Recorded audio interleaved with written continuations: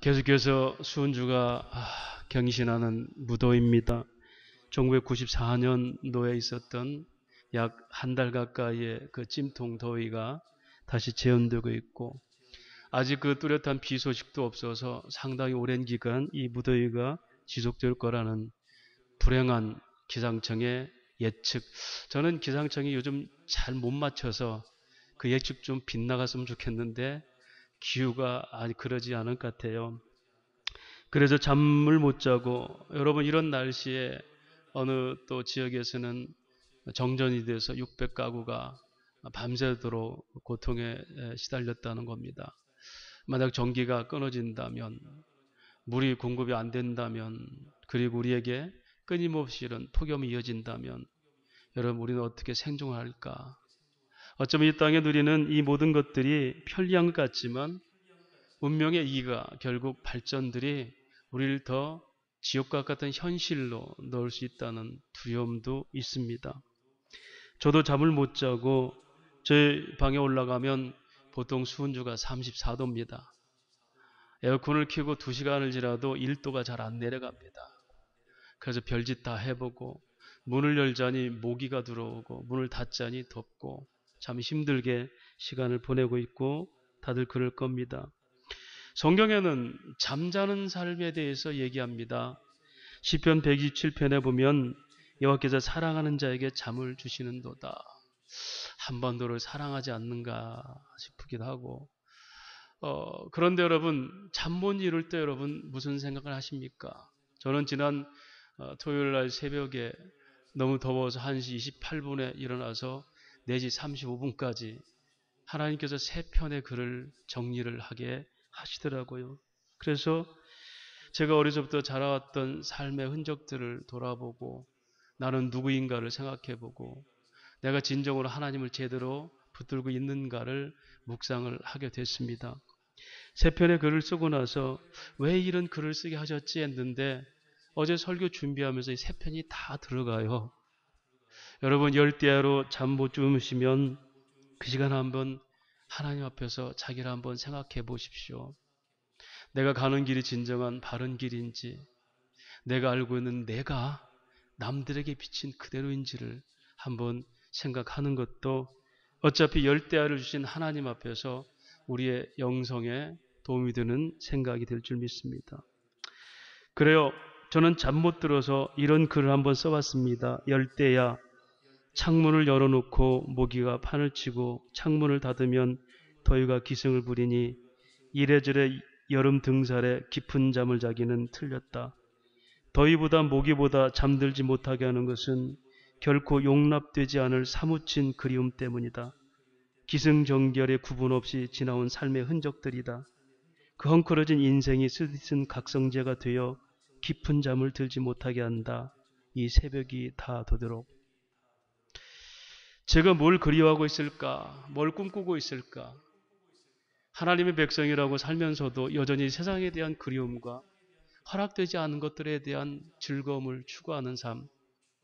진짜 잠 못 드는 것은 모기가 아니고 무더위가 아니었고, 제 인생에 쓰디쓴 이 기억들, 흔적들이 나를 더 불안하게 하는구나. 여러분, 그런데 범죄한 이스라엘 백성들, 오늘 본문에는 이스라엘 유다가 범죄해서 하나님께 심판을 예고받는 선지서예요. 그런데 그들은 오히려 죄악의 깊은 잠을 자고 있는데 그 시간에 깨어서 주무시지 못하는 두 부류가 있습니다. 하나는 하나님이셨습니다. 그 사랑한 택한 백성들이 죄악에 빠져서 그들을 심판해야 될 결심을 했던 하나님, 그들을 징계하고 그들에게 고통을 주기로 작정하신 하나님의 마음이 편했겠습니까? 또 그 말씀을 받은 에레미야라는 선지자, 이 백성들을 위해 기도도 하지 마라. 여러분, 사람들은 죄악의 달콤함에 그렇게 잠을 자지만 하나님도 그 말씀, 저주의 말씀을 받은 이 선지자도 결코 잠을 이룰 수가 없었습니다. 여러분, 오늘날 교회가 잠자는 거인이라 얘기해요. 복음의 능력이 있는 힘 있는 거인이면서도 다들 잠을 자고 있다고 그래요. 세상 잠에 취해서 세상을 향한 애통함과 몸부림이 없고 세상과 같이 놀아버리고 세상 취향에 같이 물들어서 그렇게 잠을 자고 있다고 얘기해요. 여러분과 저는 선지자들입니다. 먼저 하나님을 안 사람들이라 세상에 대해서 잠 못 이루고 그들을 기도하면서 깨어있을 그 역할이 교회의 사명입니다. 하나님 말씀이 임하셨습니다. 극도로 타락한 택한 백성인 그 유다 백성들에게 심판을 말씀하시고 그것을 예탁받아서 증거해야 될 이 두 부류, 이분들은 잠을 못 주무시죠. 예수님께서도 밤이 맞도록 기도하셨습니다. 심지어 예루살렘 보고 오셨습니다. 예루살렘에 예루살렘아. 사람들은 깊은 죄악에 잠을 자고 자기들이 하고 싶은 대로 하고 잠을 잤지만 예루살렘에 통곡하면서 주님은 못 주무셨고 밤새껏 기도하신 분입니다. 주님이 그걸 말씀하십니다. 이곳에 사는 사람들아. 그렇게 말씀을 예레미야에게 주고 얘기합니다. 이곳에 사는 사람들아. 7장 3절 말씀이죠. 만군의 여호와 이스라엘 하나님께서 이와 같이 말씀하시되 너희 길과 행위를 바르게 하라. 그리하면 내가 이곳에서 살게 하리라.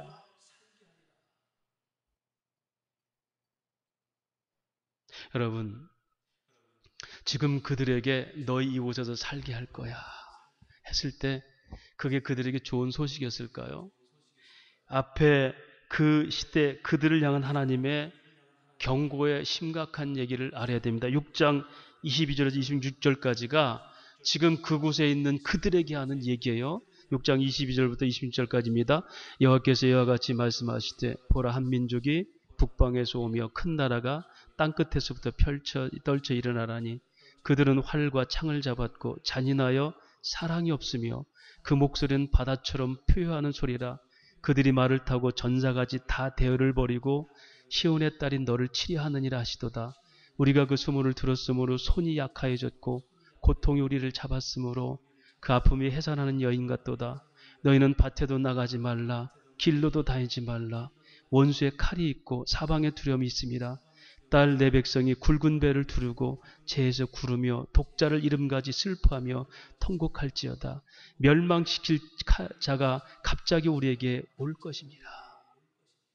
지금 유다의 그 수도인 예루살렘에 그곳 형편이 뭐냐면 이제 북방에 있는 바벨론이 너에게 쳐들어와서 너희가 이제 이런 저주를 받을 건데 들로 나가지 마라. 너희 딸들이 너희 자녀들이 다 배임을 당하고 이제 이런 일을 피할 수가 없다. 그런데 하나님께서 말씀하세요. 이곳에 살게 하겠다. 여러분 같으면 그게 복음이겠습니까? 저주겠습니까? 다시 말하면 저와 여러분이 삶에서 고난을 당하고 내일이 보이지 않는 어려움에 지금 계속 처해 있는데 여전히 너희는 이곳에 살게 하리라 이랬을 때 그게 복음이겠습니까? 하나님의 저주겠습니까? 판을 바꿔버립시다. 하나님, 여기서는 안 되겠습니다. 이 직장에서는 안 되겠고 이 교회에서는 안 되겠습니다. 한번 훌쩍 판을 좀 바꿔주세요. 이렇게 이게 복음이 아닐까요? 진절머리가 나고 매일마다 가도 끝이 없는 이 고난이 뒤대이는 이 환경에서 무엇이 소망이 있다고 이곳에 삽니까? 하나님.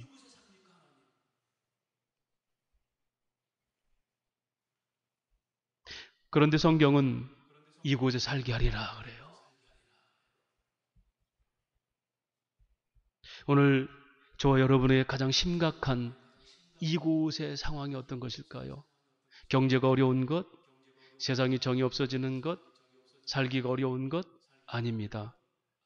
성도의 가장 지옥 같은 삶은 내 안에 여전히 죄가 있다는 거예요. 죄로부터 자유함을 얻지 못하고 사는 겁니다. 사도 바울에게 내가 다 만족한다. 나는 풍부에 처할 줄 알고 빈곤에 처할 줄 알고 나는 일체에 만족하는 비결을 배웠다. 항상 기뻐하라. 쉬지 말고 감사하라 했지만 그도 고민하는 지옥과 같은 삶이 있으니 나는 하나님을 따르고자 하는 법이 하나가 있고 내 육신대로 살고자 하는 악한 법이 있는데 이 둘이 날마다 싸운다. 오라 나는 곤고한 사람이로다. 이 사망 같은 이 고통에서 누가 나를 해결해 줄까? 사도 바울은 하나님의 은혜를 알기에 그 살아가는 모든 인생의 삶에서는 만족하기를 배웠고 하나님으로부터 온 기쁨은 그 모든 것도 빼앗을 수가 없다고 고백해요. 그런데 그가 그럼에도 불구하고 지옥과 같은 인생이 뭐냐면 내 안에 여전히 죄가 있다는 거라요. 죄가 있다는 거예요.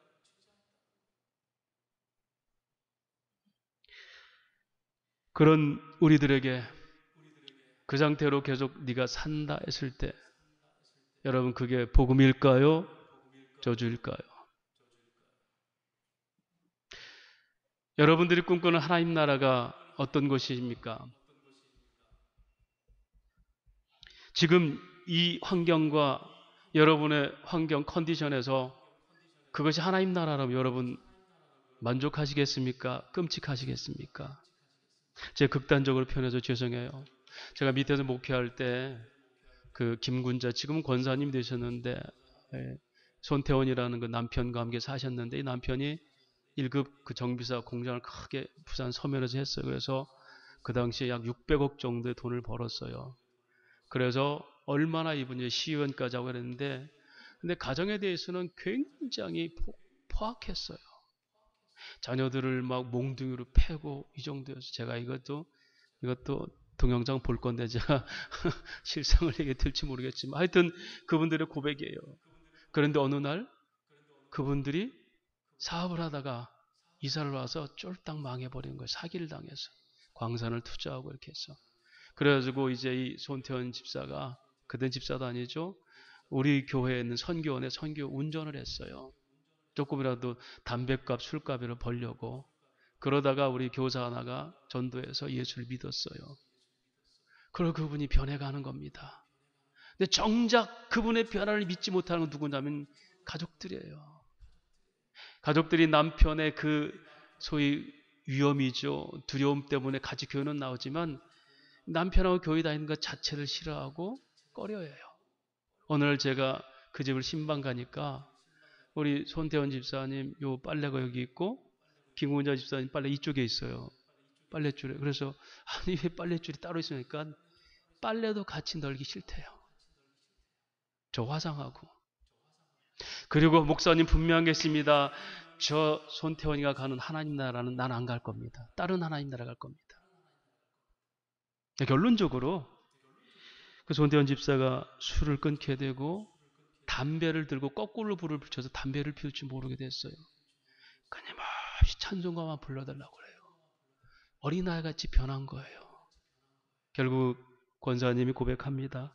이제 내가 주님 사랑과 기적의 능력을 체험했으니 내 남편과 다시 천국에서 살라고도 나는 기꺼이 살겠습니다. 그렇게 변한 겁니다. 사랑하는 여러분, 그러나 여러분께 분명히 얘기합니다. 살되기도 싫고 얼굴 보기 싫은 사람과 이곳에서 너는 함께 살아라면 그것이 천국이겠습니까? 변화되지 않는다면, 죄가 정리되지 않는다면, 사랑과 안식과 진정한 화평이 우리에게서 회복되지 않는다면 그곳에 사는 것은 지옥이지 천국이 아니에요. 그런데 예수님 하나님께서 말합니다. 너희가 그런데 이곳에 있는 자들아, 너희가 이 문으로 들어가는 자들아, 또 설명해요. 2절 말씀입니다. 너는 여호와의 집 문에 서서 이 말을 선포하여 이르기를 여호와께 예배하러 이 문에 들어가는 유다 자들아, 여호와의 말씀을 들어라. 4절 말씀입니다. 너희는 이것이 여호와의 성전이라, 여호와의 성전이라, 여호와의 성전이라는 거짓말을 믿지 말라. 10절에 말합니다. 내 이름으로 일컬받는 이 집에 들어와서 내 앞에서 서서 말하기를 우리가 구원을 얻었다 하느냐? 이는 이 모든 가증한 일을 행하려 함이라. 11절 말합니다. 내 이름으로 일컬받는 이 집이 너희 눈에는 도둑의 소굴로 보이느냐? 보라, 곧 내가 그것을 보았노라. 여호와의 말씀이니라. 자, 보세요. 그들은 성전을 이용하는 겁니다. 예배를 이용하는 겁니다. 하나님의 이름을 도용하는 겁니다. 여러분, 사람들은요, 그 안에 자기 스스로가 캥기는 게 있으면 훨씬 더 종교적이 됩니다. 미개한 나라일수록 종교가 더 많죠. 왜요? 인간의 한계를 느끼니까. 불안하고 두려우면 더 신을 찾습니다. 그들의 죄는 멸망당할 죄가 이르렀는데도 얼마나 많은 제사를 드렸는지, 얼마나 많은 제물을 하나님께 드렸는지, 그리고 나는 구원받았다라고 성전에서 자랑하고, 심지어는 강도의 소굴, 여러분 강도의 소굴이라니까 이게 마가복음 10장의 얘기죠. 예수님께 어느 날 성전에 들어가니까 성전 밖에서 비둘기를 팔고 환전한 사람들이 때를 이룬 거예요. 그 얘기는 뭐냐면 멀리서 이방인들이 왔을 때는 짐승을 못 가져오잖아요. 그러면 거기 짐승을 팔아요. 재물 드릴 것. 근데 거기서 차익을 남기면서 심지어 또 오늘날 말하면 조폭처럼 거기 이권이 돼가지고 그들을 관리하는 세리들이 있어가지고 또 돈을 착복해요. 그러니까 재물을 드려야 하는 순수한 재물이 아니라 거기서 돈 거래가 왔다 갔다 하고 강도같이 그런 이익이 일어나는 그걸 보고 예수님께서 노끈으로 채찍을 만들어서 짐승을 다 내보내면서 만민이 기도하는 집을 왜 도둑의 소굴로 만들었느냐. 지금 그들은 그러고 있어요. 번질나게 제사를 드리고 좋은 재물을 고른다면서도 돈 주고 사고 팔면서 그것 조금 이익 남기려고 하나님에 대한 정결한 제사는 없고 자신의 이익을 추구하는 그 시대, 이것이 인본주의고 기복주의고 물질주의. 오늘날 교회 모습이 그런 모습이 없습니까? 돈 놓고 돈 먹기식.